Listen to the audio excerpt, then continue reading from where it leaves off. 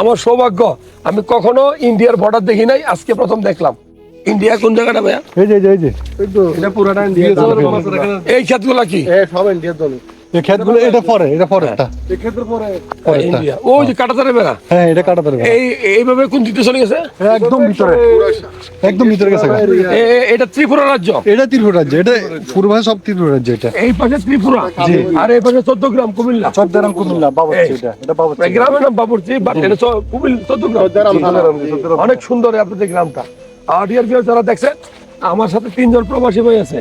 জহির ভাই ওমান প্রবাসী, বেলাল ভাই সৌদি প্রবাসী, সাইফুল ভাই সৌদি প্রবাসী। দোয়া করবেন প্রবাসী ভাইদের নিয়ে আমি আসি এখন এই মুহূর্তে। ভাইদের আমন্ত্রণে দাওয়াতে এই এলাকায় আসছি।